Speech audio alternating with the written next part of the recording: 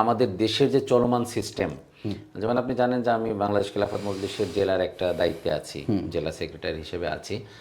তো আমি আমার সামাজিক কোনো কাজেও রিসেন্টলি দুইটা ঘটনা আপনাকে আমি বলতে পারি। সেটা হচ্ছে, একটা আমার এলাকার একটা রাস্তার কাজ চলছে। রমজানের শুরুতেই রাস্তাটা আংশিক কাজ করে তারা বন্ধ রেখেছে, এবং রমজানের ঈদের পরপরই রাস্তাটা প্রায় 4 ফিট পর্যন্ত তারা খুঁড়েছে। মেইন গ্রামের মধ্যে একটা মাত্র রাস্তা খুঁড়েছে, খুঁড়ে ওইভাবেই ফেলে রেখেছে। প্রায় 15-20 দিন হলো আর কোনো কাজ করছে না। কিন্তু কৃষকরা এখন তাদের ফসল ঘরে উঠাবে। গ্রামের একজন অসুস্থ মানুষ ভ্যানে করে বের হওয়ার মতো পরিবেশ নাই, মোটরসাইকেল চলাচল করতে পারছে না।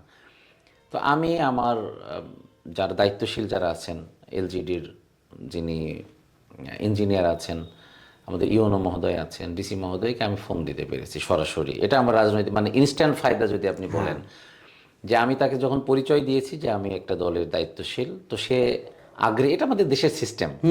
তো আমি এই সুবিধাটা আসলে অন্যায়ভাবে ব্যবহার না করে আমি ভালোভাবে ব্যবহার করতে পারি, এটা একটা লাভ। তো আমি যখন তাকে বলেছি, তার পরের দিন থেকেই আমার রাস্তার কাজটা শুরু হয়েছে।